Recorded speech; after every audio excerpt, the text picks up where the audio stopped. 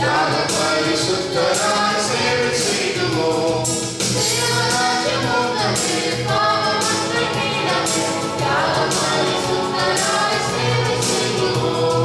இரத்த சாட்சி கூட்டம் சத்திய பாதையில் நித்தம் தம்மை தத்தம் செய்து வீர சேவையில் ஜீவன் சுகம் பலன் யாவையும் இந்த நான் சுத்த சுவிசேஷம் ஒன்றுரே. ஜீவன் சுகம் பலன் யாவையும் இந்த நான் சுத்த சுவிசேஷம் ஒன்றுரே.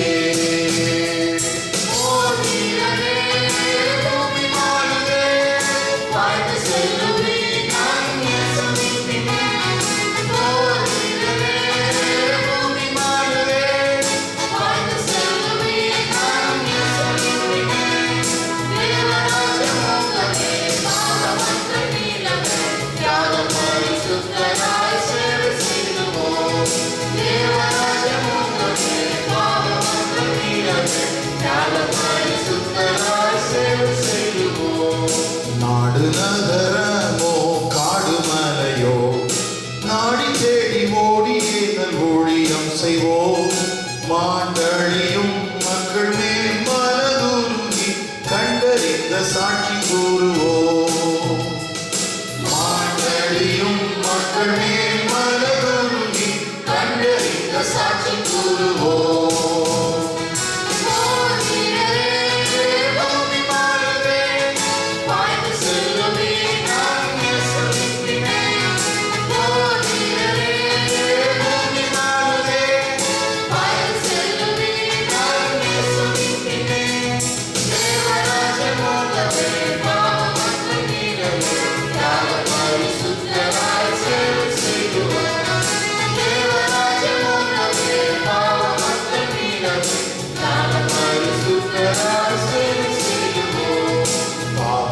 பசியோ நோக்கிடாமலே லோக இன்ப துன்பமோ நெருக்கிடாமலே முன்வைத்த காலையும் பின் வைத்திடாமலே இன்னமும் முன்னேறி சேவிப்போம்.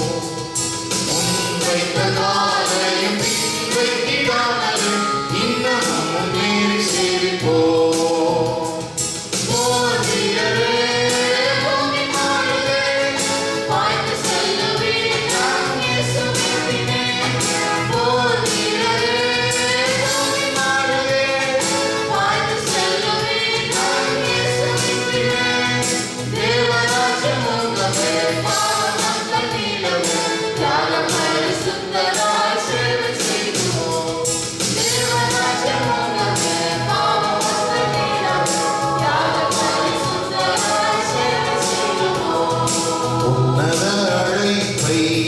காத்திட ஊக்கமாய் உறுதியாய் தகுதி பெற்றிட ஆவியிலே கனலாய் நிலை நின்றிட ஆண்டவர் அருள் புரிவார்.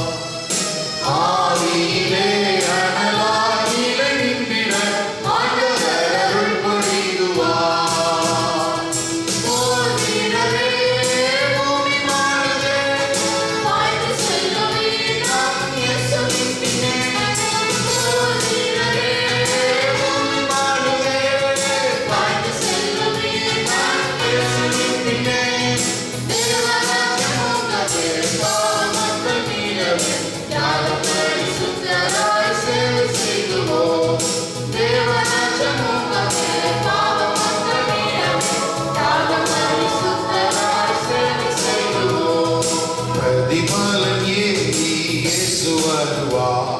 பாடுபட்ட பக்தரோடு நாம் சேருவோம். ஆதி பிதாக்களுடன் இரத்த சாட்சிகள் ஆர்ப்பரித்து கூடி வாழுவோம். ஆதி பிதாக்களுடன் இரத்த சாட்சிகள் ஆர்ப்பரித்து கூடி வாழுவோம்.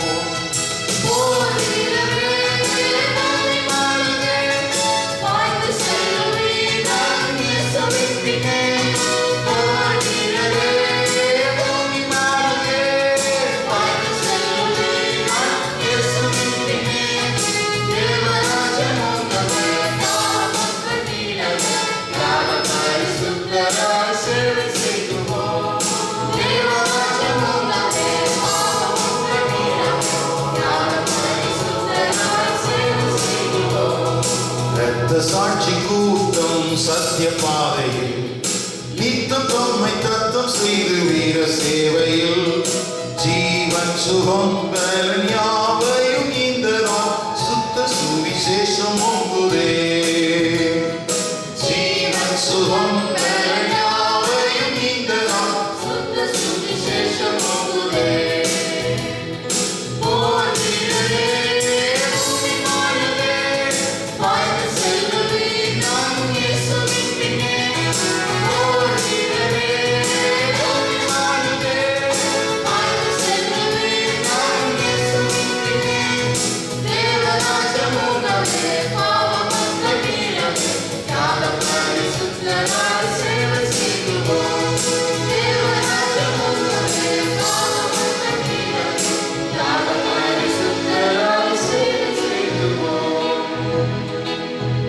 சாத்தானின் சதிகளை தகர்த்திடுவோம், இனி இயேசுக்காய் வாழ்ந்திடுவோம்.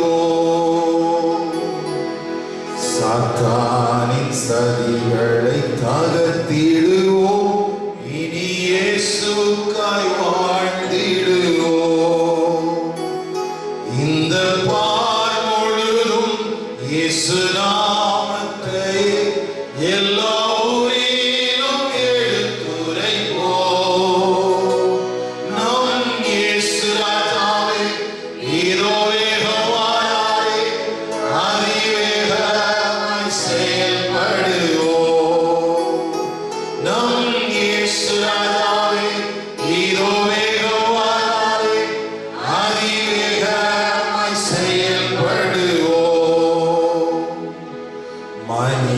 மனிதரிடமும் பாசம் காட்டுவோம், இயேசு மந்தைக்குள் அழைத்திடுவோம்.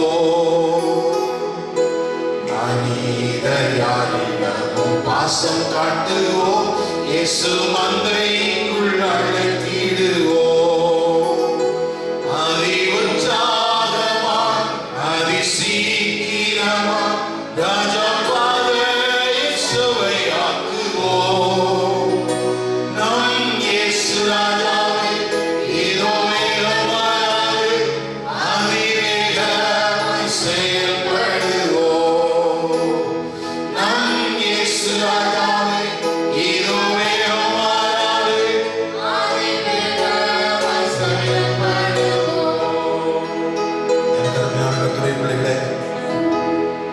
சந்தித்து வருகிற இந்த கொள்ளை நோயினுடைய தாக்கங்கள் நிறைந்திருக்கிற காலத்துல பலவிதமான உபதேசத்தின் குழப்பங்கள் தேவ சபையை தாக்குகிறது.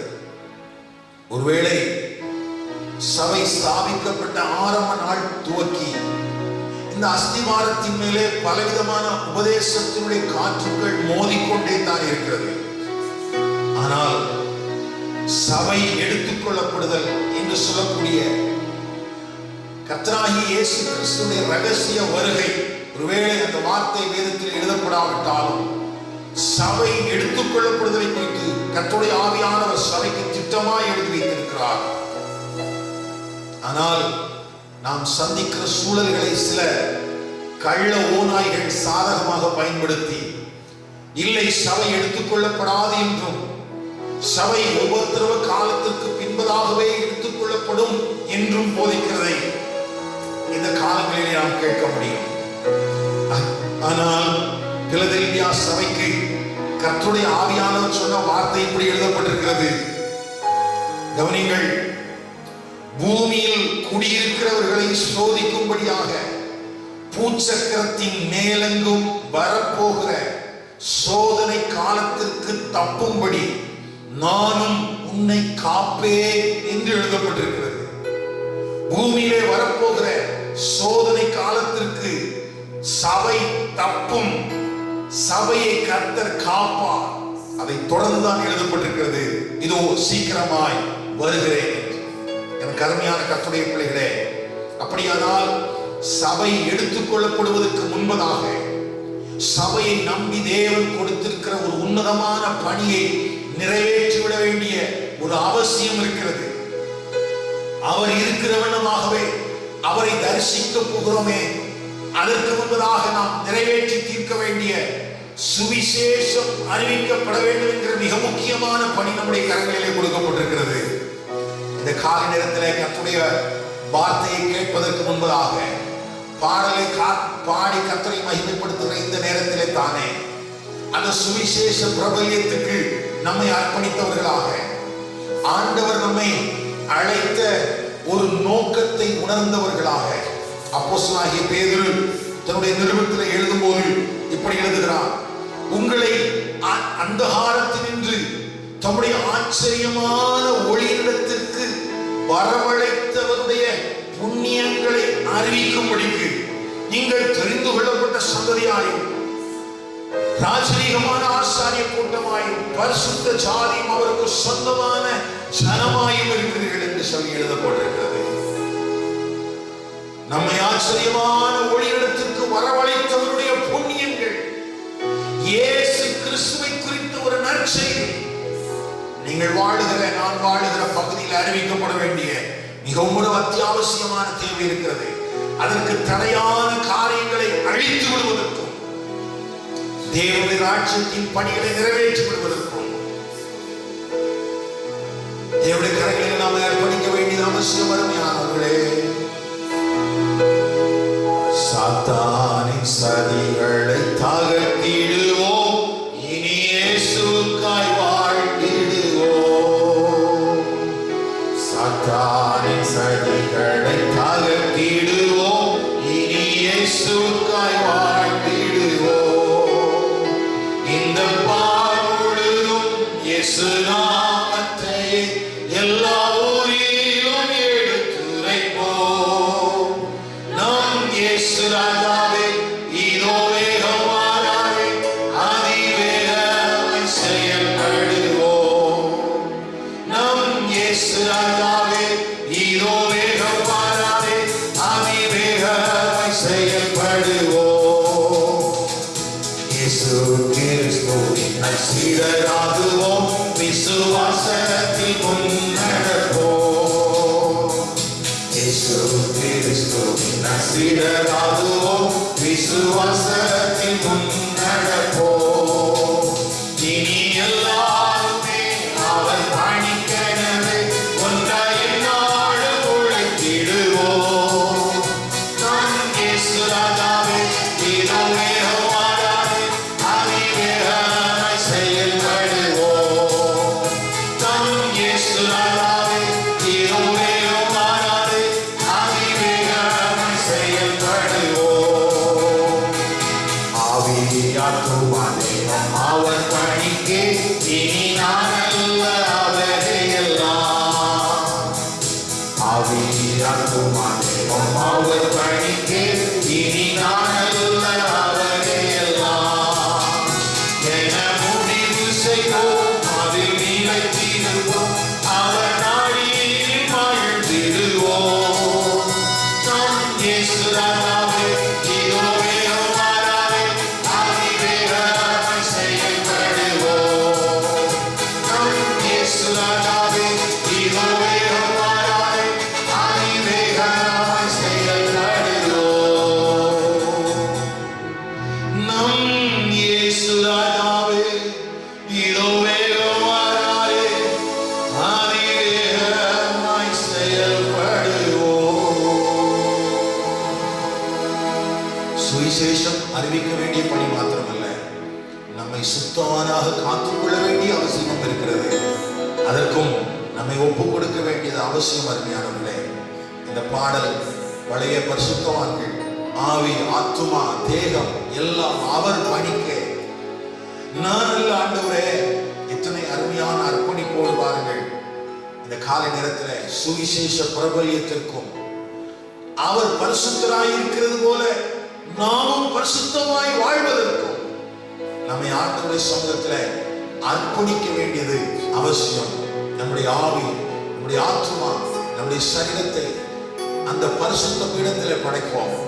ஆண்டவரே, என்னை படைக்கிறேன் ஐயா, என்னை தந்து விடுகிறேன் ஆண்டவரே. உயிருள்ள திருப்பலியா உடலை படைக்கின்றேன்,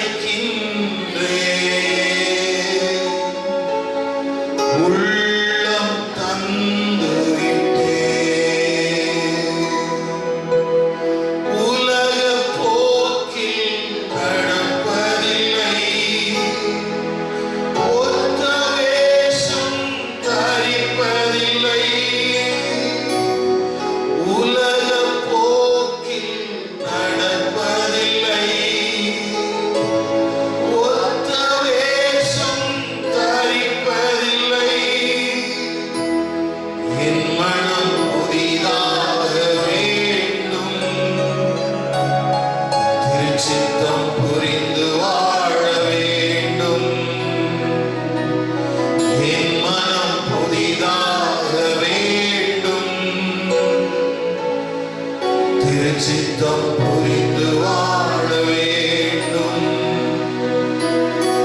தகப்பனே தங்கவிட்டே தங்கிவிடும் நிரந்தரமா. தகப்பனே தங்கவிட்டே தங்கிவிடும் நிரந்தரமா. உயிருள்ள திருப்பலியாய் உடலை படைக்கின்றேன். உள்ளம் தந்துவிட்டேன். எண்ணங்கள் ஏக்கங்கள் உமதாகணும். இன்னும் அதிகமாய் நேசிக்கணும். எண்ணங்கள் ஏக்கங்கள் உமதாகணும். இன்னும் அதிகமாய் நேசிக்கணும். உன்னத பணி செய்ய வேண்டும். என் உயிர் இருக்கும் வரை உன்னத பணி செய்ய வேண்டும். என் உயிர் இருக்கும் வரை. தகப்பனே தங்கவிட்டே தங்கிவிடும் நிரந்தரமா. தகப்பனே தங்கவிட்டே தங்கிவிடும் நிரந்தரமா. உயிருள்ள திருப்பலியாய் உடலை படைக்கின்றேன். உள்ளம் தந்துவிட்டேன். உயிருள்ள திருப்பலியாய் உடலை படைக்கின்றேன்.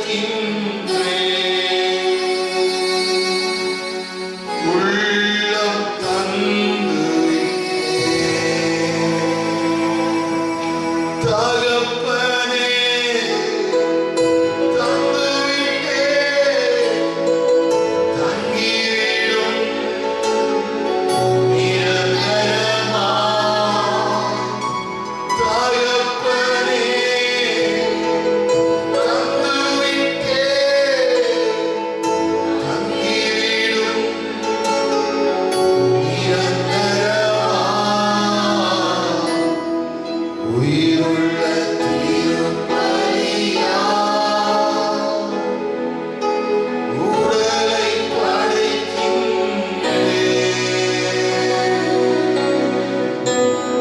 உள்ளம் தந்துவிட்டேன்.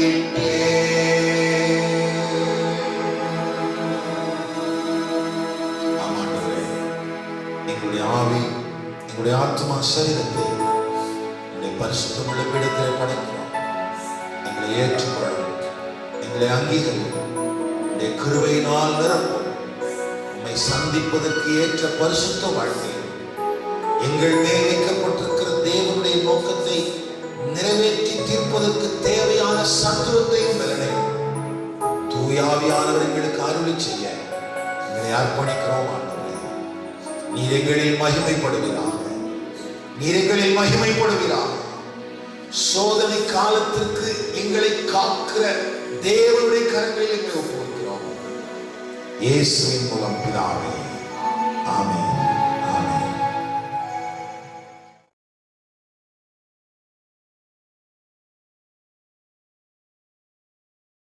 ஹல்லேலூயா. கர்த்தரும் இரட்சகருமாயிருக்கிற இயேசு கிறிஸ்துவின் நாமத்தினாலே உங்களை வாழ்த்துகிறேன். கர்த்தர் உங்களை ஆசீர்வதிப்பாராக.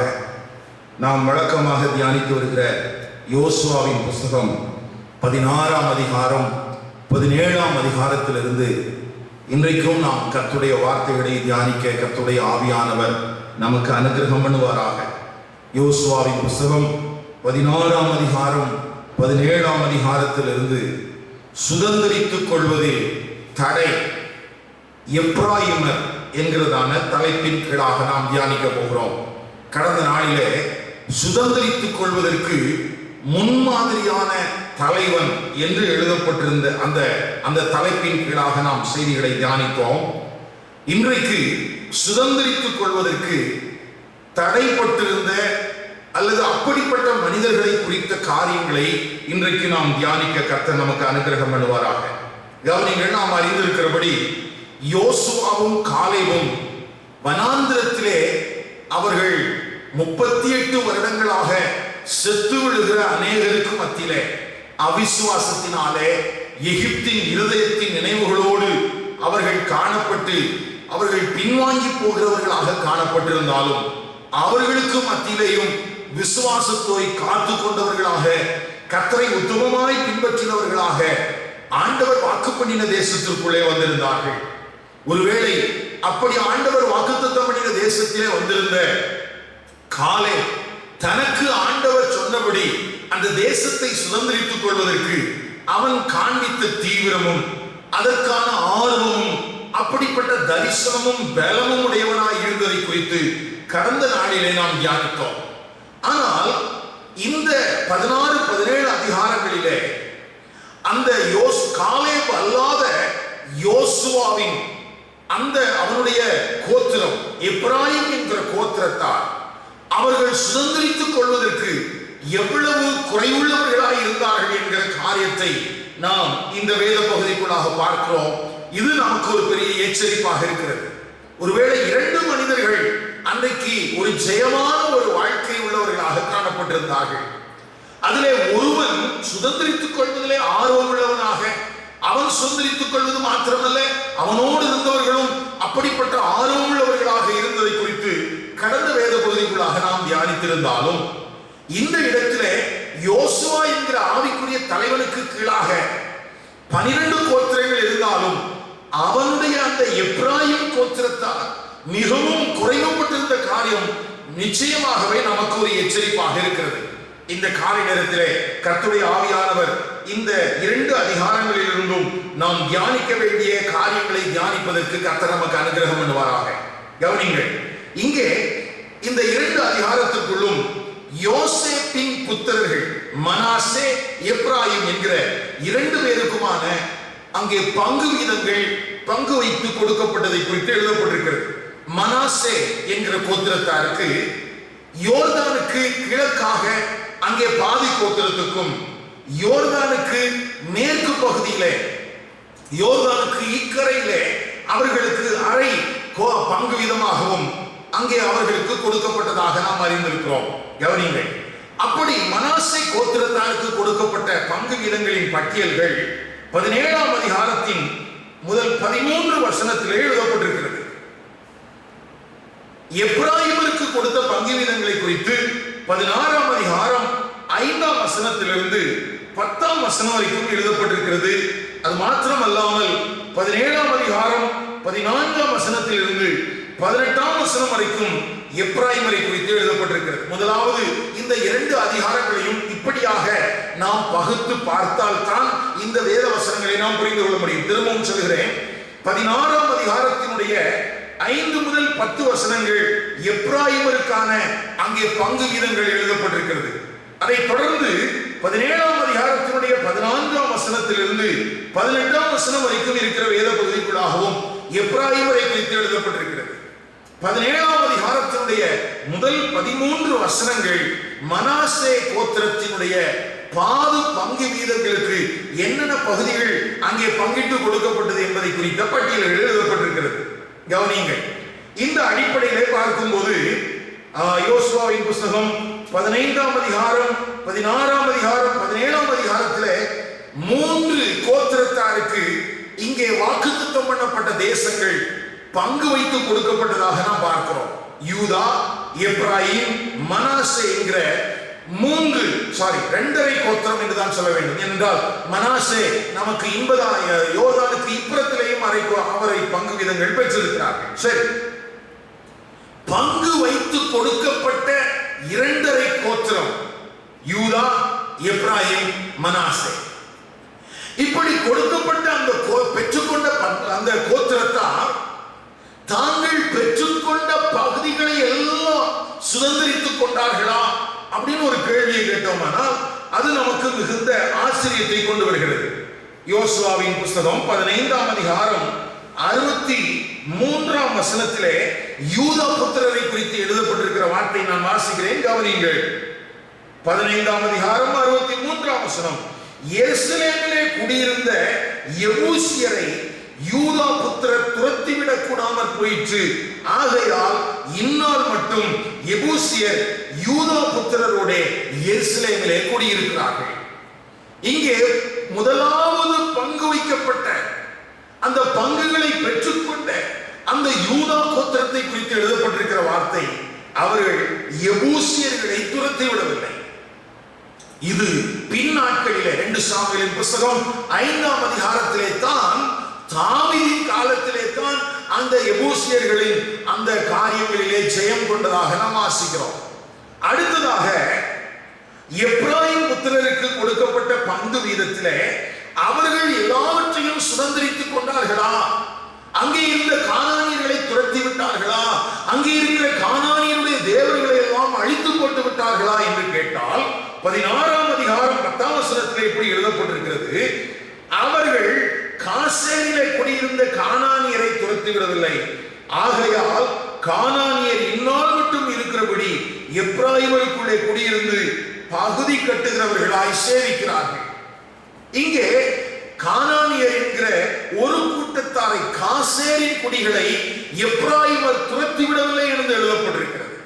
அதே போல 17ஆம் அதிகாரத்திலே மனாசேயுடைய பாதி கோத்திரத்தாருக்கு கொடுக்கப்பட்ட அந்த பங்கு வீதத்திலே 12ஆம் வசனம் 13ஆம் வசனம் 17ஆம் அதிகாரம் 12 13 வசனத்திலே பாருங்கள், மனாசேயின் புத்திரர் அந்த பட்டணங்களின் கொடிகளை துரத்திவிடக் கூடாமல் போயிற்று. கானானியர் அந்த சீமையில் தானே குடியிருக்க வேண்டும் என்று இருந்தார்கள். இஸ்ரவேல் புத்திரர் பலத்த போதும் கானானியரை முற்றிலும் துரத்தி விடாமல் அவர்களை பகுதி கட்டுகிறவர்களாக கொண்டார்கள். கொடுக்கப்பட்ட 2.5 பங்கு வீதத்திலும் கூட அந்த 2.5 கோத்திரம், அந்த 3 கோத்திரத்தை சார்ந்தவர்களும் சில பகுதிகளை சொந்தமாக்கிக் கொள்ளவில்லை என்று எழுதப்பட்டிருக்கிறது. 16ஆம் அதிகாரம் 10ஆம் வசனத்திலேயும் 17ஆம் அதிகாரம் 12 13ஆம் வசனத்திலேயும் எப்ராயிமும் மனாசேயும் அவர்களை பகுதி கட்டுகிறவர்களாக்கி கொண்டார்கள். அப்படி என்றால் என்ன அர்த்தம்? கிபியோனின் குடிகளை போல அவர்களை வேலை செய்கிறவர்களாக மாற்றிக் கொண்டார்கள். ஆனால் ஆண்டவர் வாக்கு பண்ணின தேசத்தின் எல்லா குடிகளையும் துரத்தி விடவும் அவர்கள் ஆராதித்து வந்த விக்கிரகங்களை அழித்து போடவும் ஜனங்களுக்கு ஆண்டவர் பிரமாணத்தை கொடுத்திருந்தார். அப்படிப்படி அந்த அடிப்படையிலே தான் காலே தனக்கு வாக்களிக்கப்பட்ட அந்த தேசத்தை சுதந்திரித்துக் கொள்ளுகிற ஒரு வைராக்கியத்தோடும் அப்படிப்பட்ட தேவ பலத்தில் நிரப்பப்பட்டவனாகவும் அவன் காணப்பட்டான் என்று கடந்த நாளிலே நாம் பார்த்தோம்.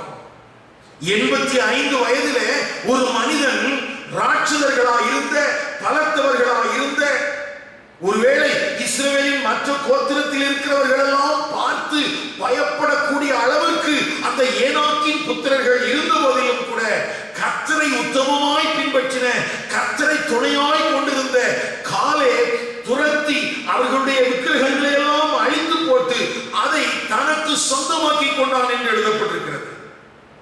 ஆனால் அந்த மாதிரி மனிதன் வாழ்ந்து கொண்டிருந்த அதே காலத்திலே அவனுடைய அந்த யூதா கோத்திரத்தை சார்ந்த ஜனங்கள் எபூசியர்களை துரத்தி விடவில்லை என்று எழுதப்பட்டிருக்கிறது.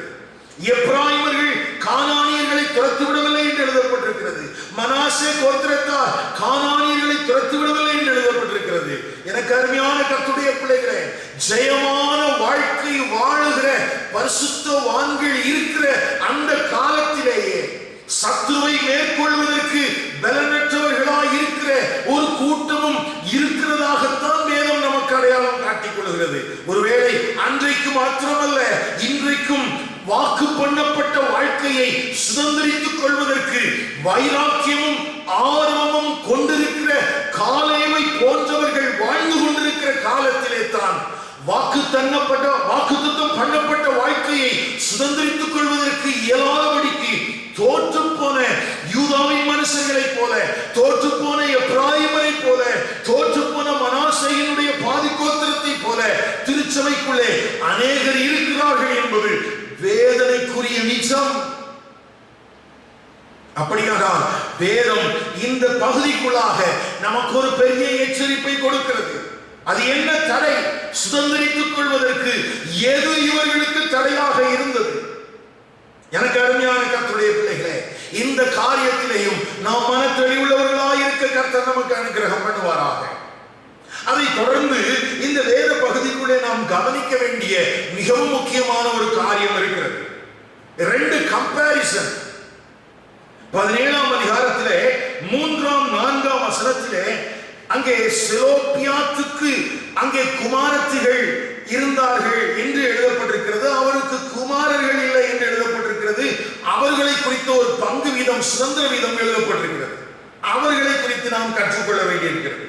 அது மாத்திரமல்ல, எப்ராயிமருடைய அந்த சில வார்த்தைகள், யோசுவாவோட பேசின காரியங்கள் 17ஆம் அதிகாரத்தினுடைய 14ஆம் வசனத்திலிருந்து 18ஆம் வசனம் வரைக்கும் நடந்த அங்கே ஒரு சம்பவம். இந்த 2 சம்பவங்களையும் நாம் தனித்தனியாக நாம் தியானிக்க கர்த்தருடைய ஆவியானவர் நமக்கு அனுகிரகம் பண்ணுவாராக. கவனிங்கள், யூதாவின் பிரபுவாக அறியப்பட்டிருந்த காலேப் தனக்கு ஆண்டவர் வாக்குத்தத்தம் பண்ணின தேசம் என்று எபுரோனை அவன் சுதந்திரமாக பெற்றுக் கொண்டு விட்டான். ஆனால் அவனோடு இருந்த யோசுவாவோ ஒரு நல்ல ஆவிக்குரிய தலைவனாக இருந்து நமக்கு வேறொரு விதமான ஒரு முன்மாதிரியான ஜீவியத்தை நமக்கு காண்பித்து தருகிறான். கவனிங்கள், எப்ராயிமருக்கு பங்கு வைக்கப்படும் போதே, எப்ராயிமருக்கான தேசம் பங்கிட்டு கொடுக்கப்படும் போதே, எப்ராயிமின் பிரபுவாகிய யோசுவாவுக்கு உரிய அந்த பங்கு வீதங்களும் கிடைத்திருக்க வேண்டும். அதுதான் நியாயமானது. காலேபுக்கு எப்படி ஆண்டவர் வாக்குத்தத்தம் பண்ணி இருந்தாரோ அப்படி போல யோசுவாவுக்கும் வாக்குத்தத்தம் பண்ணி இருந்தார். ஏனென்றால் காலேப் சொல்லும்போது சொல்கிறான், என்னை குறித்தும் உம்மை குறித்தும் தேவன் தம்முடைய தாசனாகிய மோசேயினிடத்திலே சொல்லி இருந்தாரே. அப்படி என்றால் காலேபுக்கு சொன்னது போன்றே யோசுவாவுக்கும் அங்கே சொல்லப்பட்டிருந்த வாக்குத்தத்தங்கள் இருந்தது. ஆனால் இவன் ஒரு வித்தியாசமான ஒரு நடையை பின்பற்றுகிறான். அதை நீங்களும் நானும் கவனிக்க வேண்டும். ஒரு ஆவிக்குரிய தலைவனின் ஒரு தரம். எப்ராயிமரோடு அவன் பங்கு வீதத்தை பெற்றுக் கொள்ளவில்லை. எல்லாரும் சேர்ந்து யோசுவாவுக்கான பங்கு வீதங்களை கொடுத்ததாக நாம் வாசிக்கிறோம். யோசுவாவின் புத்தகம் 19ஆம் அதிகாரம் 49ஆம் வசனம் 50ஆம் வசனத்தில் இப்படி எழுதப்பட்டிருக்கிறது, தேசத்தை அதன் எல்லைகளின்படி சுதந்திரமாக பங்கிட்டு தீர்ந்த போது எல்லா கோத்திரத்தாருக்கும் சுதந்திர வீதங்கள் பங்கிட்டு கொடுத்த பின்பு இஸ்ரவேல் புத்திரர் நூனின் குமாரனாகிய யோசுவாவுக்கு தங்கள் நடுவிலே ஒரு சுதந்திரத்தை கொடுத்தார்கள். கவனிங்கள், ஒருவேளை இங்கே யோசுவா தனக்கான ஒரு செழிப்பான பட்டணத்தை, தனக்கான ஒரு அரணிப்பான பட்டத்தை அவன் எடுத்துக்கொள்வதற்கு அவனுக்கு உரிமை இருந்தது. யாரும் ஒன்று கேட்க முடியாது. எப்படி காலேப் எனக்கு மலை நாட்டை தாரும் என்று கேட்டானோ அப்படி போல எனக்கு இந்த பகுதி வேண்டும் என்று யோசுவா அங்கே தனக்காக ஒரு ஒதுக்கீடு செய்திருப்பானால் யாரும் அவனை கேள்வி கேட்டிருக்க முடியாது. ஆனால் எல்லாவற்றுக்கும் பங்கு வைத்து கொடுத்து விட்டார். இப்பொழுது இஸ்ரவேல் புத்திரர் எல்லாரும் சேர்ந்து யோசுவாவுக்கு அவர்களாகவே ஒரு பகுதியை ஒதுக்கி கொடுக்கிறார்கள். அது என்னவாம்?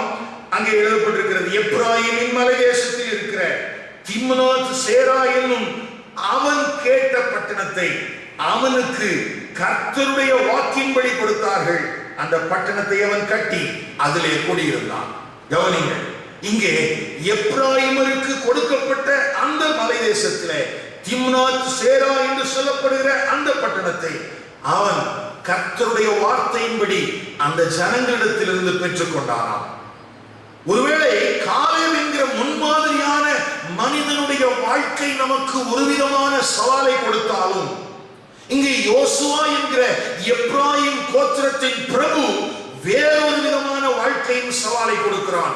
எனக்கு அருமையான கர்த்தருடைய பிள்ளைகளே, ஒருவேளை தலைமைத்துவத்தில் இருக்கிற எத்தனை பேர் தனக்கான பங்கு வீதங்களை தாங்களாகவே ஒதுக்கிக் கொள்ளாமல் அங்கே இருக்கிற மற்றவர்களால் அவர்கள் அங்கே பங்கு வைத்துக் கொடுக்கப்படுவதற்கு, போஷிக்கப்படுவதற்கு தங்களை தாரை வார்ப்பார்கள் என்பது நமக்கு முன்பதாக வைக்க வேண்டிய மிகப்பெரிய கேள்வி. எனக்கு அருமையானவர்களே, ஒருவேளை தானே தனக்கானதை எடுத்துக் கொள்வதற்கு உரிமை இருக்கிறது, வாய்ப்பு இருக்கிறது. ஆனாலும் எல்லா ஜனங்களின் ஒப்புதலோடும் அவனுக்கான அந்த பகுதியை பெற்றுக் கொள்ளுகிற வரைக்கும் அவன் காத்திருந்தான். இது எப்ராயிமின் பிரபுவாகிய யோசுவாவை குறித்து நாம் கவனிக்க வேண்டிய காரியம். நான் ஏற்கனவே சொன்னது போல செயல் அந்த 17ஆம் அதிகாரத்தின் 3ஆம் 4ஆம் வசனத்திலே பாருங்கள், மனாசேயின் குமாரனாகிய மாகீருக்கு பிறந்த கிளையாத்தின் குமாரனாகிய ஏப்பேரின் மகன் செலோப்பியாத்துக்கு குமாரத்தியை தவிர குமாரர்கள் இல்லை. இப்போ மனாசே கோத்திரத்துல ஒரு குறிப்பிட்ட குடும்பத்தாருக்கு ஆண் வாரிசுகள் இல்லை. இப்பொழுது ஆண் வாரிசுகள் இல்லாதது நிமித்தமாக பெண் பிள்ளைகளுக்கு சுதந்திர வீதம் என்று இங்கே கொடுக்கப்பட்டது. இது மோசே மூலமாக அந்த ஆலோசனைகள் கொடுக்கப்பட்டதாக நாம் வேதத்திலே வாசிக்கிறோம். அடுத்த 4ஆம் வசனத்திலே அப்படி எழுதப்பட்டிருக்கிறது. இதை குறித்த ஒரு சம்பவத்தை எண்ணாகமங்களின் புஸ்தகம் 26ஆம் அதிகாரத்திலேயும் 27ஆம் அதிகாரத்திலேயும் நாம் வாசிக்கிறோம்.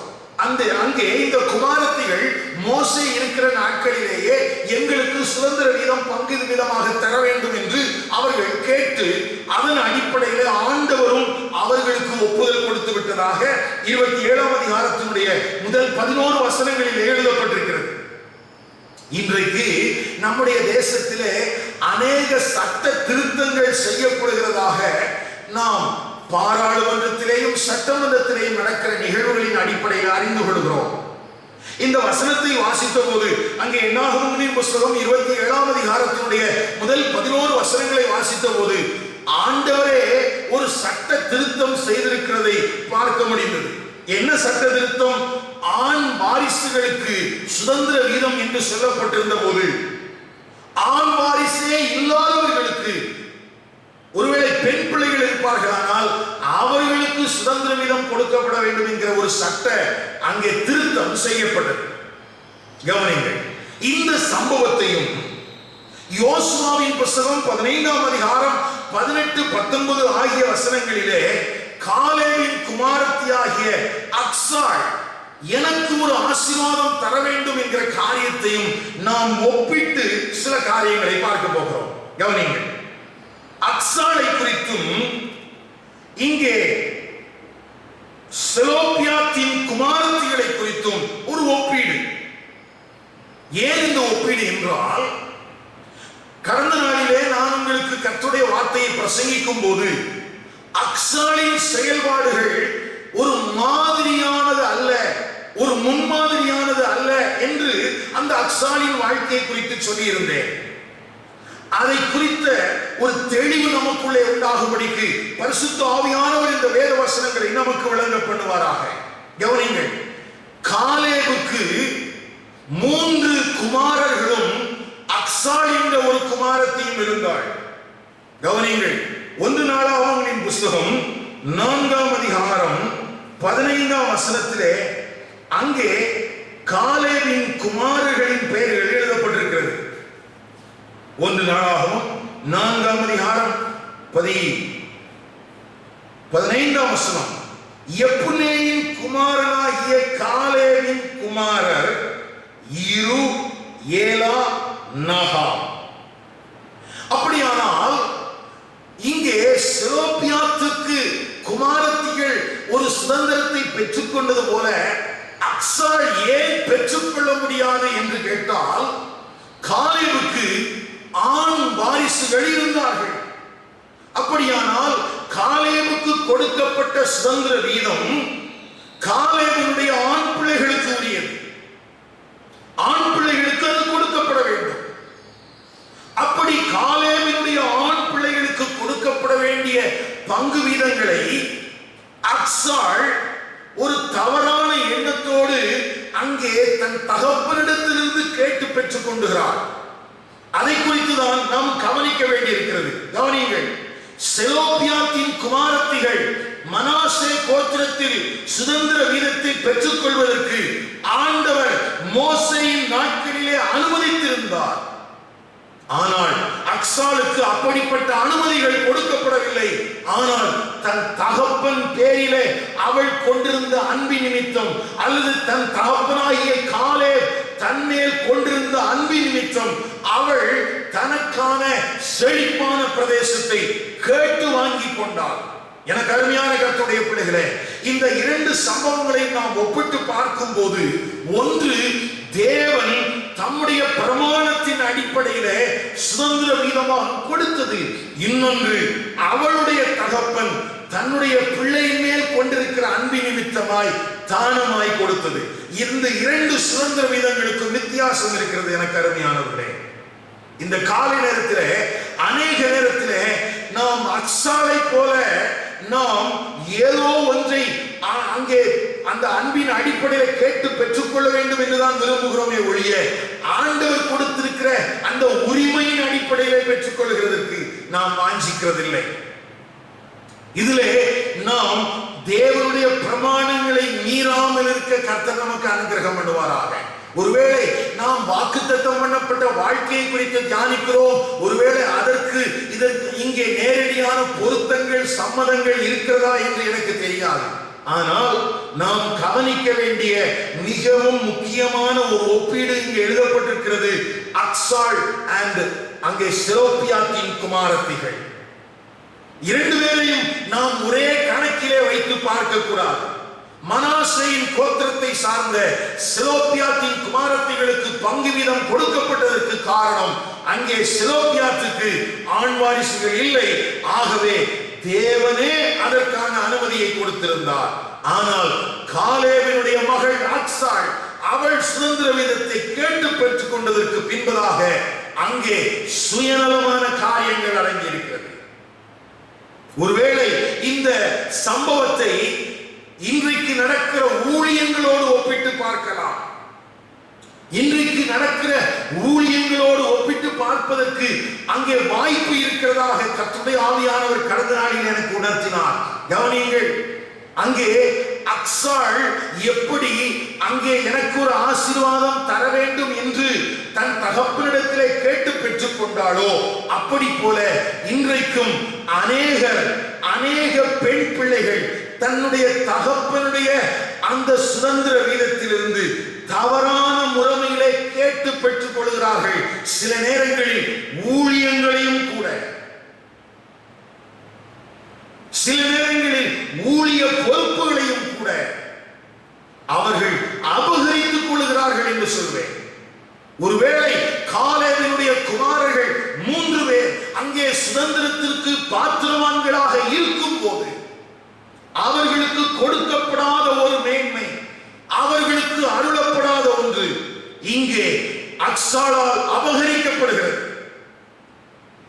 அது ஜெபத்திற்கு மாதிரியாக இருந்தாலும் சரி, அல்லது ஒருவேளை ஊழியத்திற்கு மாதிரியாகவும் சரி, நாம் எடுத்துக்கொள்வதற்கு வாய்ப்பு இல்லவே இல்லை. அப்படியானால் இங்கே மனாசேயின் கோத்திரத்தில் செலோப்பியாத்தின் குமாரத்திகளுக்கு கொடுக்கப்பட்ட வீதம் என்பது தேவன் சட்ட திருத்தத்தை செய்து அவரே தம்முடைய தாசனாகிய மோசேக்கு சொல்லி அதன் அடிப்படையிலே தான் இங்கே யோசுவா அவர்களுக்கான சுதந்திர வீதத்தை கொடுத்ததாக நாம் வாசிக்கிறோம். 4 வசனத்திலே அப்படித்தான் எழுதப்பட்டிருக்கிறது. உங்களுக்கு வாசிக்கிறேன்.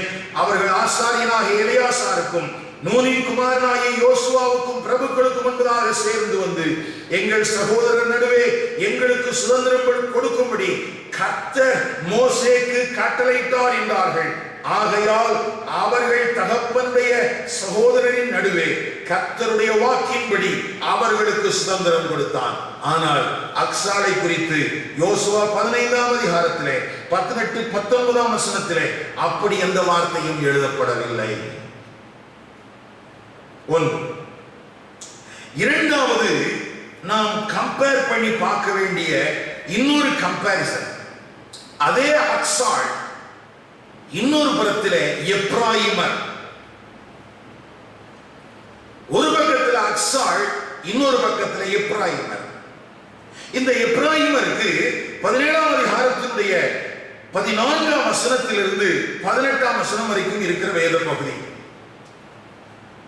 எதற்காக இந்த ஒப்புமை என்றால், இந்த கேட்ட நபர்கள் எல்லாருமே ஒரே விதமாக தான் கேட்டிருக்கிறாங்க. அக்சால் கேட்ட மாதிரி தான், எனக்கு ஒரு ஆசீர்வாதம் தாங்க அப்படின்னு கேட்ட மாதிரி தான் அங்கே செலோப்பியாத்தின் குமாரத்திகளும் எங்களுக்கு சுதந்திர விதம் வேணும் என்று கேட்டாங்க. அதே போலத்தான் இங்கே எப்ராயிமரும் கேட்கிறார்கள். என்ன கேட்கிறாங்க பாருங்க, 17ஆம் அதிகாரத்தினுடைய 15ஆம் வசனம் எப்படி எழுதப்பட்டிருக்கிறது, சாரி 14ஆம் வசனத்தில் எப்படி எழுதப்பட்டிருக்கிறது, கர்த்தர் எங்களை இதுவரைக்கும் ஆசீர்வதித்து வந்ததினால் நாங்கள் ஜனம் பெருத்தவர்களாய் இருக்கிறோம். நீர் எங்களுக்கு சுதந்திரமாக ஒரே வீதத்தையும் ஒரே பங்கையும் கொடுத்தது என்ன என்று கேட்டார். ஏன் அப்படி கேட்டாங்கன்னா, மனாசேக்கு அங்க யோர்தானுக்கு இக்கரையிலே இருக்கு, அக்கறையிலேயே இருக்குது. அப்போ எங்களுடைய சகோதரனாகிய மனாசேக்கு 2 இடத்திலையும் பங்கு கொடுத்திருக்கும் போது, ஜனம் பெருத்த எங்களுக்கும் 2 பங்கு கொடுத்திருக்க கூடாதா, 1 பங்கு தானே கொடுத்திருக்கிறீங்க அப்படின்னு சொல்லி யோசுவாட்ட கேட்கிறாங்க. அதனாலதான் நான் சொன்னேன், அக்சால் கேட்டது போலத்தான் செலோப்பியாத்தின் குமாரத்திகளும் கேட்டாங்க, எப்ராயிமரும் கேட்டாங்க. ஆனா இந்த 3 பேர் கேட்டதற்கும் வித்தியாசமான காரியங்கள் இருக்கிறது. ஆகவே தான் நாம் ஒப்பீட்டளவில் இந்த வார்த்தைகளை படித்துக் கொண்டிருக்கிறோம். கவனிங்கள், அக்சால் எனக்கு ஒரு ஆசீர்வாதம் தர வேண்டும் என்று கேட்டார் தன்னுடைய தகப்பனிடத்தில். நான் ஏற்கனவே சொன்னேன், அங்கே ஆண் குமாரர்கள் இருந்தார்கள். ஆண் குமாரர்களுக்கு தான் சுதந்திர வீதம். ஒருவேளை ஜெபீரை சுதந்திரித்துக் கொண்டது நிமித்தமாய் அவளுக்கு கொடுக்கப்பட்ட தேசம் அவளுக்கானதல்ல, அது ஓத்னியலுக்காக கொடுக்கப்பட்டது, அவளுடைய கணவனுக்காக கொடுக்கப்பட்டது. ஒருவேளை அதிலே மாற்று கருத்து இருக்க வேண்டுமானால் அதை அவன் தான் டீல் பண்ணியிருக்கணும் காலை போல. ஆனா அங்க அக்சால் வந்து இடையில நின்று அவ பஞ்சாயத்து பண்ற. சரி போட்டோம். இப்போ இந்த எப்ராயிமருக்கு என்ன பிரச்சனை அப்படின்னு நீங்க பாத்தீங்கன்னா, அவங்க சொல்றாங்க, மனாசேக்கு கொடுத்த மாதிரி எங்களுக்கு ஏன் தரல, எங்களுக்கு 2 பங்கு வீதம் கொடுத்திருக்கலாமே. அதுக்கு யோசுவா சொல்ற பாருங்க, 15ஆம் வசனத்தில் எழுதப்பட்டிருக்கிறது. அதற்கு யோசுவா, நீங்கள் ஜனம் பெருத்தவர்களாயும் எப்ராயிம் மலைகள் உங்களுக்கு நெருக்கமாயும் இருந்தால் பெருசு ஏறப்பாயும் குடியிருக்கிற காட்டு தேசத்திற்கு போய் உங்களுக்கு இடமும் உண்டாக்கி கொள்ளுங்கள். இப்போ யோசுவா சொல்றான், தன்னுடைய அந்த கோத்திரத்தை பார்த்து சொல்றான், எப்பா உங்களுக்கு ரொம்ப நெருக்கமா இருந்தா இன்னும் அந்த பக்கம் காட்டு பகுதியிலெல்லாம் போய் உங்களுக்கு இடத்தை உண்டு பண்ணி கொள்ளுங்கள் அப்படின்னு சொல்றான். உடனே அவங்க சொல்றாங்க, மலைகள் எங்களுக்கு போதாது, பள்ளத்தாக்கு நாட்டில் இருக்கிற பெத்சயானியிலும் அதன் ஊர்களிலும் இஸ்ரேல் பள்ளத்தாக்கிலும் குடியிருக்கிற எல்லா காணியார் இடத்திலும் இருப்பிடங்கள் உண்டு அப்படின்னு சொல்றாங்க. இவங்களுக்கு என்னன்னா, அக்சாலை போல ஒரு செழிப்பான பகுதி கிடைத்து விட வேண்டும். இவர்கள் யுத்தம் பண்ணி இவர்கள் கானானியரை துரத்தி விடுவதற்கு வாஞ்சிக்கவில்லை. யாராயிலும் துரத்தி சுதந்திரித்து தந்தால் அதை அனுபவித்து விட வேண்டும் என்கிற அதே அக்சாலை போன்ற மனநிலை தான். அதுக்கு யோசுவா சொல்றாரு, யோசேப்பு வம்சத்தாராகிய எப்ராயிமரையும் மனாசேரையும் நோக்கி, நீங்கள் ஜனம் பெருத்தவர்கள், உங்களுக்கு மகா பராக்கிரமம் உண்டு, 1 பங்கு மாத்திரமல்ல, மலை தேசம் உங்களுடையதாகும். அது காடானபடியினாலே அதை வெட்டி திருத்துங்கள், அப்பொழுது அதன் கடையாந்திரம் மட்டும் உங்களுடையதாயிருக்கும். கானானியருக்கு இருப்பு ரதங்கள் இருந்தாலும் அவர்கள் பலத்தவர்களாக இருந்தாலும் நீங்கள் அவர்களை துரத்த விடுவீர்கள் என்றார். இங்கே யோசுவா என்கிற ஆவிக்குரிய தலைவன் அவன் பேசுகிற வார்த்தைக்கு பின்பதாக ஒரு வஞ்ச புகழ்ச்சி இருக்கிறது. கவனி, வஞ்ச புகழ்ச்சினா என்ன? ஒரு மறைமுகமாக புகழுவது போல பேசுகிற, ஆனால் உள்ளே ஒரு வஞ்சகமான காரியத்தை வைத்திருக்கிற காரியம். சில நேரத்தில் நம்ம பார்க்கிறவங்களை பார்த்து சொல்றோம், நல்லா அழகா இருக்கிறீங்க அப்படின்னு நம்ம சொல்றோம். அப்படின்னா உண்மையாகவே அவங்க அழகா இருக்கிறாங்களா அப்படின்னு கேட்டா அப்படி சொல்லிட முடியாது. அவர்களுடைய குறைவுகளை சுட்டிக்காட்டும் விதத்திலே நாம் சொல்லுகிற வார்த்தை, நீங்கள் எப்படி இருக்கிறீங்க? அழகா இருக்கிறீங்க. நீங்கள் பலத்தவர்கள், உங்களுக்கு என்ன, உங்களுக்கு ஒரு குறைவு இல்லையே அப்படின்னு சொன்னா அவருடைய குறைவுகளை குறித்து நாம் அறிந்திருக்கிறோம். ஆனால் அவர்களை நாம் புகழ்ச்சியாக பேசுவதற்கு, இதுல பாத்தீங்கன்னா சிலர் இப்படிப்பட்ட வஞ்ச புகழ்ச்சியை விரும்புவார்கள். நான் தான் நல்லா இல்லைன்னு தெரியும், அழகா இல்லைன்னு தெரியும், தனக்கு தன்னுடைய செயல்பாடுகளில் உண்மை நிலவரம் அவங்களுக்கு தெரியும். ஆனா அவங்களை பொறுத்த வரைக்கும் யாராவது ஒருத்தர் புகழ்ந்து பாடினா, சிஸ்டர் நீங்க நல்லா பாடுறீங்க, நீங்க இல்லைன்னா இந்த ஊழியத்துல எங்களுக்கு துணை நிற்கிறதுக்கு ஆளே இருக்காது, நீங்க தான் ரொம்ப சப்போர்ட்டிவா இந்த ஊழியத்துக்கு இருக்கிறீங்க அப்படின்னு அந்த வஞ்ச புகழ்ச்சியோடு சொல்லுகிற வார்த்தைகளை விரும்புகிற அநேகர் இன்றைக்கு திருச்சபையில இருக்கிறார்கள்.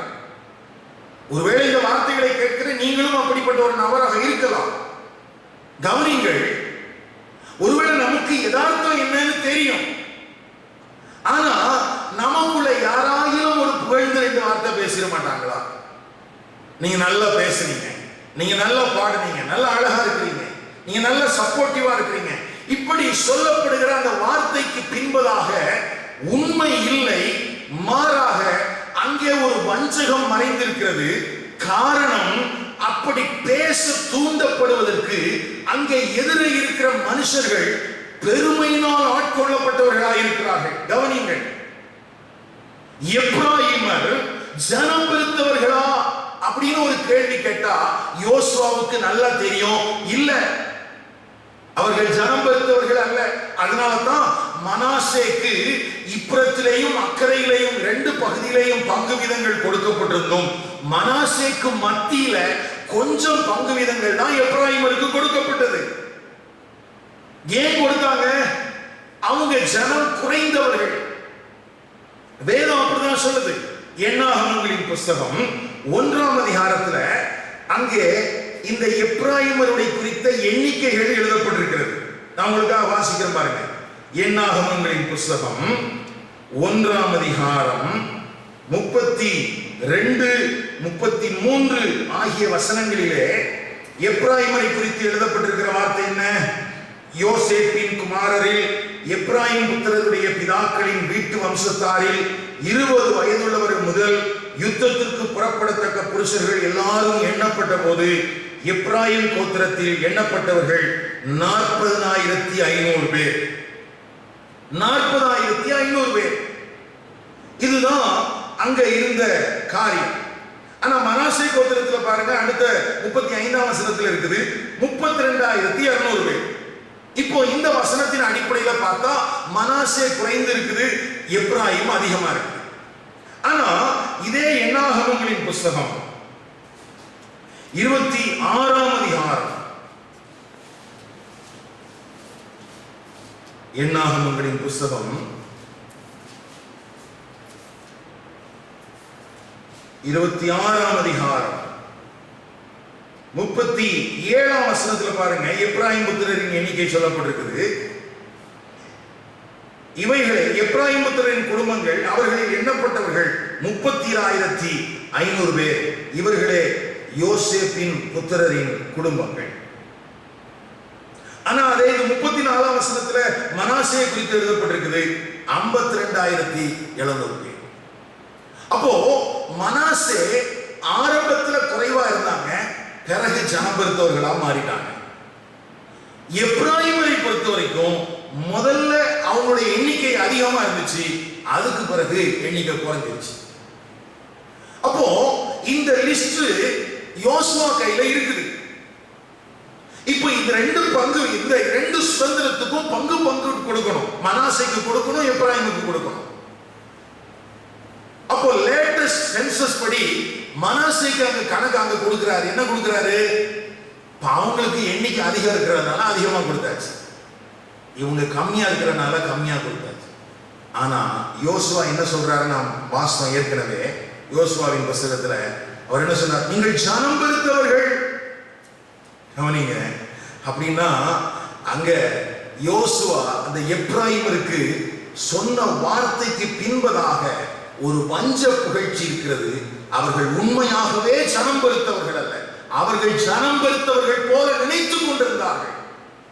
இன்றைக்கும் அநேகர் தாங்கள் மற்றவர்களுக்கோ தேவனுக்கோ ஊழியத்திற்கோ ஒரு ஊழியமும் செய்யாதவர்கள், எந்த விதத்திலும் பிரயோஜனமற்றவர்கள், ஆனால் தங்களை குறித்த மேன்மையான எண்ணம் கொண்டவர்கள். அப்படிப்பட்டவர்களுக்கு தான் என்ன சொல்ல வேண்டியிருக்குது?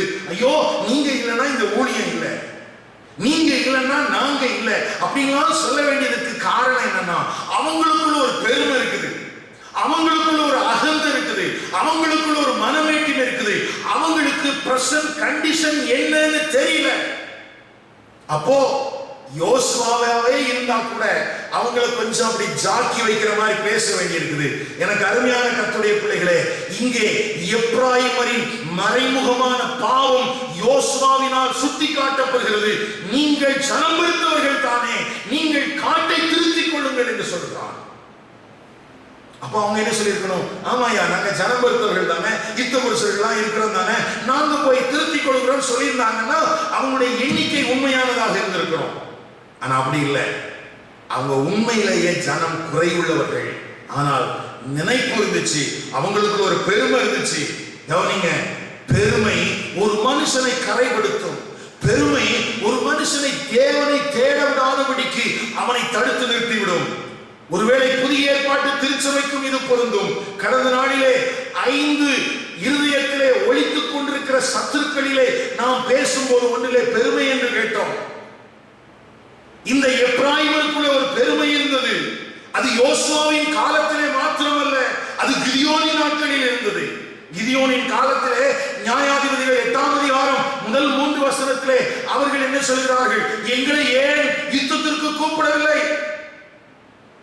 யுத்தம் நடந்துட்டு இருக்குது, இக்காலம் ஓதுறாங்க, எல்லாரும் போறாங்க, ஆனா எப்ராயிமர் சொல்றாங்க எங்களுக்கு அழைப்பு வரலையே. எப்தாவின் காலத்துல அதேதான் செஞ்சாங்க.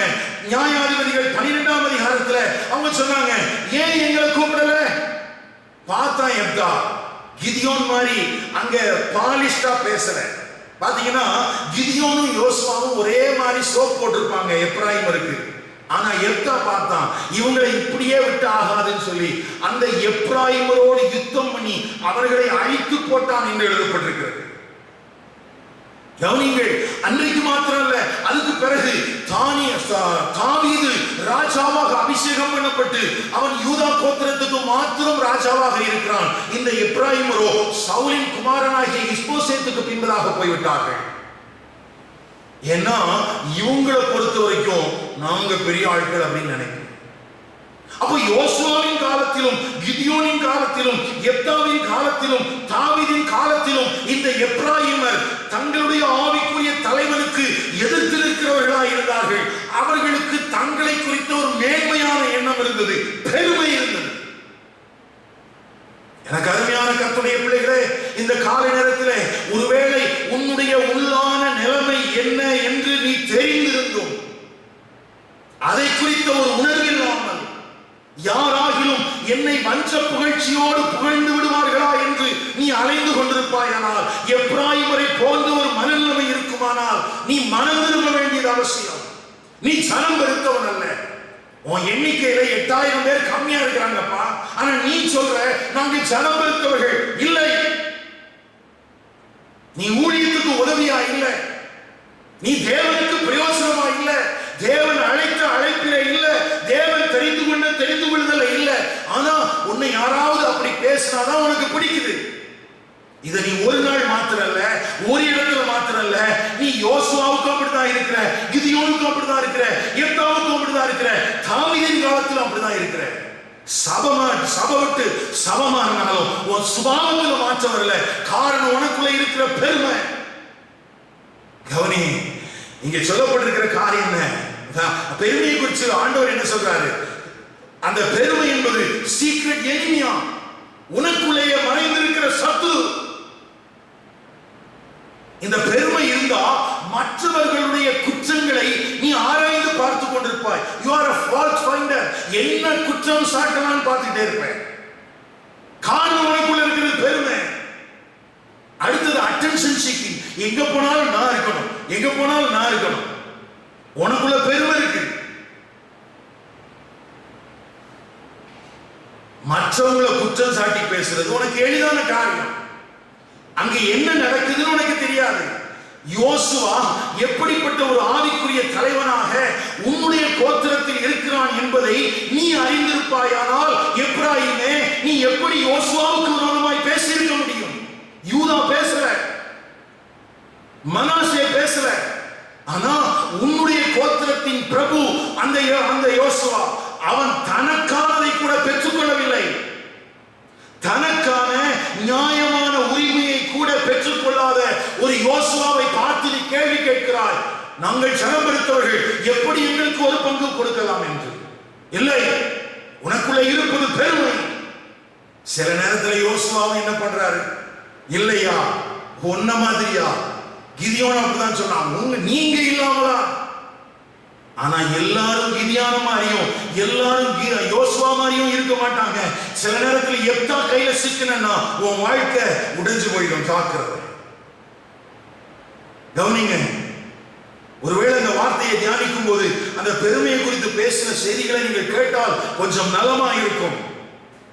உள்ளே ஒளிந்திருக்கிற அந்த மறைந்திருக்கிற சத்ரு என்கிற அந்த பெருமையை நீங்கள் கண்டுபிடித்து அழித்து விடுவீர்களானால் அது உங்களுக்கு நல்லது. நீங்கள் எப்ராயிமர் தான்.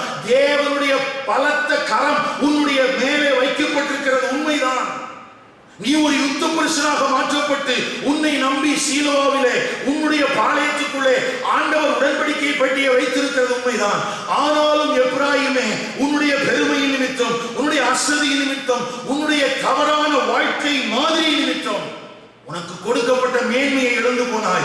ஆகவே தான் உனக்கு இப்படிப்பட்ட வாய்ப்புகள் கொடுக்கப்பட்டும் நீ அதை சரியாக பயன்படுத்திக் கொள்ளாததினாலே ஆண்டவர் எப்ராயிமரை தெரிந்து கொள்ளாமல் யூதாவை தெரிந்து கொண்டார் என்று 78ஆம் சங்கீதத்திலே 67ஆம் வசனத்திலே வாசிக்கிறோம். கவனிங்கள், இந்த எப்ராயிமர் ஒரு முறை மாத்திரம் தவறு செய்யவில்லை. அப்படியானால் இங்கே சுதந்திரித்துக் கொள்வதற்கு எப்ராயிமரிடத்தில் என்ன தடை என்று கேட்டால் பெருமை. ஒரு தாழ்மையான தலைவன் தங்களுக்கு இருக்கிறான், ஒரு முன்மாதிரியான ஆவிக்குரிய தலைவன் என்கிற யோசுவா தங்களுக்கு இருக்கிறான் என்பதை மறந்து போய் இன்றைக்கும் சபையில இப்படிப்பட்ட சீர்கேடுகள் இல்லையா? தனக்கு மேலே கொடுக்கப்பட்டிருக்கிற தலைவன் யார், அவனுடைய சுபாவங்கள் என்ன, அவனுடைய செயல்பாடுகள் என்ன என்று அறியாத எப்ராயிமர்கள் இன்றைக்கும் சபை நடுவே உண்டு. என்ன, யாரையாவது குற்றப்படுத்தணும், யாரையாவது அவனுடைய தவறுகளை குறித்து பேசிட்டே இருக்கணும். அப்படி இல்லைன்னா பாசாங்கு பண்ணணும். நாங்கள் சனம் பொறுத்தவர்கள், நாங்கள் என்ன ஊழியம் இல்லை, நாங்கள் என்ன சபை இல்லை, நாங்கள் என்ன ஊழியக்காரன் இல்லை. நீ பண்ற பாசாங்க எல்லாம் யோசுவாவுக்கு தெரியும், நீ பண்ற பாசாங்க எல்லாம் கிதியோனுக்கு தெரியும், நீ பண்ற பாசாங்க எல்லாம் எப்தாவுக்கு தெரியும், தாவீதுக்கு தெரியும், தேவனுக்கும் தெரியும். இங்கே சுதந்திரித்துக் கொள்வதற்கு தடையான இந்த பெருமையை குறித்து எச்சரிக்கையாயிருங்கள். அது உங்கள் உறுதியத்தை மார்க் எழுதின சுவிசேஷம் 7ஆம் அதிகாரம் 20-22 வசனங்களில் வாசிக்கும் போது it divides man. அது ஒரு மனுஷனை அது கரைப்படுத்தி விடும். வெளிப்படுத்தல் 3ஆம் அதிகாரத்திலே 17ஆம் வசனத்திலே லவோதிக்கேயா சபை அவர்கள் உண்மையான நிலவரத்தை உணர முடியாதபடிக்கு ஆண்டவர் சொல்றார், நீ நிர்வாக்கியம் உள்ளவன், நீ நிர்வாணி. அவங்க சொல்றாங்க, இல்ல, இந்த காலை நேரத்தில் உன்னுடைய கதவுகள் தட்டப்படுகிறது, நீ மனம் திரும்பு. எப்ராயிமே, நீ மனம் திரும்பு. நீ சுதந்திரிக்கப்பட்ட அந்த வாழ்வை சுதந்திரிக்க முடியாமல் இருப்பதற்கு உனக்குள்ளே மறைந்திருக்கிற அந்த அகந்தை, அந்த பெருமை, அந்த ஒழித்துக் கொண்டிருக்கிற சத்துருவை நீ வெளியே இழுத்து அழித்து விடாவிட்டால் நீ ஒரு நாளும் சுதந்திரித்துக் கொள்ள முடியாது. ஆண்டவர் உன்னை பைபாஸ் பண்ணி போயிடுவார். வார்த்தைகளை கவனிங்கள். இந்த யூதாவை குறித்து, இந்த எப்ராயிமரை குறித்து என்ன எழுதப்பட்டிருக்கிறது? கிருபையாக கொடுக்கப்பட்ட இந்த மேன்மையான சாக்கியத்தை எப்ராயிமர்கள் ஒரு நாளில இழந்து போனார்கள். எல்லா காலத்திலும் உன்னுடைய பெருமைக்கு அங்கே வஞ்ச புகழ்ச்சியோடு பேசுகிற தலைவர்கள் இருக்க மாட்டார்கள். எல்லா காலத்திலும் எப்தாக்கள் எழுதி உன்னை அழித்துக் கொண்டிருக்க மாட்டார்கள். காலங்கள் வரும், எப்ராயிமே, உன்னுடைய அக்கிரமங்கள் தேவனுடைய பார்வைக்கு வந்துவிடும். இந்த கால நேரத்துல நமக்குள்ள ஒரு மனம் திரும்புதல் உண்டாகட்டும். யோசிச்சு பாருங்க, தன்னுடைய கோத்திரத்தில் இருக்கிற பிரபு யோசுவா ஒரு மாதிரி தலைவனாக எல்லாரும் சேர்ந்து கொடுக்கறத வாங்கிட்டு அவன் பாட்டுல இருக்கிறான். ஆனா ஒண்ணுமே இல்லாத ஆளு, 1008 குற்றச்சாட்டு. அப்போ இதுல நம்ம கவனிக்க வேண்டியது என்னன்னா, அக்சாலும் அப்படிதான் கேட்டான், செலோப்பியாத்தின் குமாரதிகள் கேட்டாங்க, எப்ராயிமரும் கேட்டாங்க. இந்த 3 பேர் கேட்டதெல்லாம் ஒரே மாதிரி தான் இருக்குது. ஆனா 3க்கு பின்னால வித்தியாசமான நோக்கங்கள் இருக்கிறது. செலோப்பியாத்தின் குமாரதிகளுக்கு தேவனுடைய வாக்கின்படி கொடுக்கப்பட்டது, அக்சாலுக்கு அப்படி அல்ல. எப்ராயிமருக்கு கேட்டதுக்கு பின்னால அவங்களுக்கு பின்னால ஒரு பெருமை இருந்துச்சு. அதனால பார்த்தார், எப்பா உன்னை கொஞ்சம் தூக்கி வச்சு பேசினாதான் பிடிக்குது. அதனால அவர் என்ன சொன்னாரு, அங்க பாருங்க 17ஆம் வசனம் 18ஆம் வசனத்துல எப்படி தூக்கி வச்சு பேசியிருக்காரு. எப்ராயிமரையும் மனாசேயரையும் நோக்கி, நீங்கள் ஜனம் பெருத்தவர்கள், உங்களுக்கு மகா பராக்கிரமம் உண்டு, ஒரு பங்கு இல்லையா? மலை தேசமே உன்னோடுதான், அது காணானபடினாலே வெட்டி திருத்துங்கள், அப்பொழுது கடையாந்திரம் மட்டும் உள்ளதா இருக்கும். கானானியருக்கு இருப்பு தரங்கள் இருந்தாலும் அவர்கள் பலத்தவர்களாக இருந்தாலும் நீங்கள் அவர்களை துரத்தி விடுவீர்கள். ஆனா ஒரு பெரிய துரதிருஷ்டம், நான் ஏற்கனவே வாசித்த பகுதியில் ஒரு வசனம் சொன்னேன், 16ஆம் அதிகாரம் 10ஆம் வசனத்துல, காசேர்ல குடியிருந்த கானானியரை கூட இவங்களால துரத்தி விட முடியல. இவர்களுக்கு கொடுக்கப்பட்ட அந்த சின்ன பங்கு வீதத்தில் இருந்த கானானியரை கூட இந்த ஜனம் பெருத்தவர்கள் என்று பெருமை கொண்டிருந்த எப்ராயிமரால் துரத்திவிட முடியவில்லை. இதுதான் இவங்களுடைய உண்மையான நிலவரம். ஆனா அவங்க அக்யூஸ் பண்றாங்க, அவனை குற்றம் சாட்டுறாங்க, நீ எனக்கு பங்கு வச்சு கொடுத்தது சரியில்லை. இந்த காலை நேரத்தில் குற்றம் சாட்டுகிற தற்பெருமை உள்ள அப்படிப்பட்ட ஆவியிலிருந்து விடுதலையாக்கப்பட்டவர்களாக, அட்டென்ஷன் சீக்கிங் பண்ணாம, பாசாங்கு பண்ணாம, ஒரு சபைக்கு ஒரு சீக்ரெட் எனிமியா இருக்காம, ஒரு திறந்த மனசோட தேவன் பட்சமாக திரும்புங்க. நிச்சயமா நீங்களும் தேவனால் ஏற்றுக்கொள்ளப்படுவீர்கள். அதனாலதான் பின்னாட்கள் ஆண்டவர் தீர்க்கதரிசியை கொண்டு சொல்லும்போது சொன்னார், எப்ராயிமே உன்னை நான் எப்படி கைவிடுவேன்? இந்த எப்ராயிமை பார்த்துதான் ஆண்டவர் சொல்றாரு, எப்ராயிமே உன்னை நான் எப்படி கைவிடுவேன்? உன்னை கைவிடுவதற்கு 1000 காரணங்கள் எனக்கு இருக்கிறது. நீ ஆதி நாள் முதற்கொண்டு நீ தேவ திட்டங்களுக்கு எதிர்த்து நிற்கிறவன் தான். எப்ராயிமே உன்னை நான் எப்படி கைவிடட்டும்? இந்த வார்த்தையை தானே வருஷத்தின் துவக்கத்தில் நமக்கு சொன்னார், எப்ராயிமே ஆண்டவர் உன்னை கைவிட்டு விடாதபடிக்கு. இந்த கொடிய காலத்திலே தேவனால் நீங்கள் கைவிடப்படாதபடிக்கு உங்கள் பொறுமையை விட்டு தேவன் பட்சமாக நீங்கள் தாழ்த்துங்கள், தேவன் பட்சமாய் திரும்புங்கள். உங்களுடைய இருதயத்தின் கதவுகள் திரும்பவும் தட்டப்படுகிறது. லவோதிக்கியா சபையே, உன்னுடைய இருதய கதவுகள் இன்றைக்கும் தட்டப்படுகிறது. மனம் திரும்பு. கர்த்தர் எவனிடத்தில் அன்பு கூறுகிறாரோ அவனை சிற்றிக்கிறார் என்பது மாத்திரமல்ல, அவனுக்கு திரும்பவும் தம்முடைய வார்த்தைகளை அனுப்பி நீ குணப்படு என்று அவனை திரும்பவும் தன்பட்சமாக இழுத்துக் கொள்வதற்கு ஆண்டவர் வாஞ்சையோடு இருக்கிறார். ஒருவன் என் சத்தத்தை கேட்டு கதவை திறந்தார், நான் அவனோடு கூட. அங்கே எழுதப்பட்டிருக்கிற வார்த்தையை நாம் எல்லாரும் சேர்ந்து வாசிக்கலாமா? வெளிப்படுத்தின விசேஷம் 3ஆம் அதிகாரம் 20ஆம் வசனத்திலிருந்து, இதோ வாசற்படியிலே நின்று கதவை தட்டுகிறேன், ஒருவன் என் சத்தத்தை கேட்டு கதவை திறந்தால் அவனிடத்தில் நான் பிரவேசித்து அவனோடே போஷணம் பண்ணுவேன், அவனும் என்னோடே போஷணம் பண்ணுவான். நான் ஜெயம் கொண்டு பிதாவினுடைய சிங்காசனத்தில் அவரோடு கூட உட்கார்ந்தது போல ஜெயம் கொள்ளுகிறவனோ அவனும் என்னுடைய சிங்காசனத்தில் என்னோட கூட உட்காரும்படிக்கு அருள் செய்வேன். ஆவியானவர் சபைகளுக்கு சொல்கிறதை காதுள்ளவன் கேட்க கடவன். எனக்கு அருமையான கர்த்தருடைய பிள்ளையே, இந்த வருஷத்தினுடைய ஜனவரி மாதம் 1ஆம் தேதி முதல் கொண்டு எப்ராயிமை குறித்து உனக்கு சொல்லப்படுகிற திருவார்த்தைகளை கேள். நீ மனம் திரும்ப வேண்டிய பகுதியில மனம் திரும்பு. உன்னுடைய இருதயத்துக்குள்ளே ஒளித்துக் கொண்டிருக்கிற சத்துருவை அடையாளம் கண்டு கொண்டு அதை வெளியே இழுத்து அழித்து போட்டு விடு. தேவனுக்கு முன்பதாக தாழ்மைப்படு, அப்பொழுது தேவன் உங்களை உயர்த்துவார்.